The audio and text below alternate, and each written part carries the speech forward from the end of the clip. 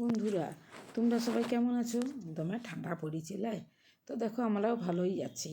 তো শীতকালে তো সকাল সকাল কাজ তো সারতেই হবে, সে ঠান্ডা হোক আর যাই হোক। আর সব কাজেই দেখবে জল ঘাটা। তো যাই হোক, কাজ বাজ সারি আমাকে তো রান্নাটা বসাই দিতে হয়েছে, তো রান্না বসাই দিয়েছি। এই সময় আমাদের চলে এসেছে মাছ ভায়া। বহুত দিন মাছ আনে নেই, আসলে ওদেরকেই কি বলবো, যা ঠান্ডা পড়েছে ওরা নদী নামিয়ে আর মাছ ধরতে পারছে না। তো যাই হোক, গেছিল আমার জন্য আনিয়েছে। তো ভালো বড় বড় পুঁটি, পুঁঠিগুলো সাইজগুলো দেখেছো কি সুন্দর লাগে, বড় বড় পুঁঠিগুলো। আর এগুলোর যা স্বাদ, টমেটো, কাঁচা লঙ্কা, ধনিয়া পাতা দিয়ে করলে না মনে হবে শুধু ওইটাই খাবো। তো তার জন্য আমি বলি দাও কতগুলো মাছ দিয়ে দাও। যদিও আমার বেলা হয়ে গেছিল, আমি যে কখন রান্না করবো তা ভাবি পাচ্ছিলাম না। বলি না হোক আজকে, না আজ দেখেছো সাইজটা, বলি আজকে না হোক কালকের জন্য হলে তো লাগবে। তো দেখো এদিকে রান্না বসাই দিয়েছি, আর এই দেখো এদিকে করছি বড় আলু ভাজা। এই বড় আলুগুলো না এরপর সিদ্ধ হয়ে গেছে বেশি, তার জন্য দেখছি একটু ভাঙ্গি ভাঙ্গি যাচ্ছে। তো ভাঙলেও কিন্তু ভাজাটা ভালোই লাগবে খেতে। তো আমি একটু মাছগুলোকে আজকে আর রাঁধবো না, ফ্রিজে রেখে দেবো। তো তার জন্য দেখো মাছের পেটগুলো পরিষ্কার করে নিচ্ছি, তারপরে ফ্রিজে রাখবো।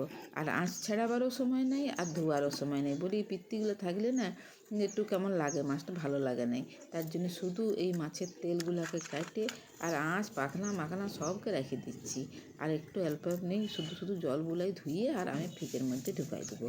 তাহলে কী হবে, কালকে সকালবেলা হলে আমার টপ করে রাঁধতে সুবিধা হবে। আর তা নাহলে বড় কষ্ট।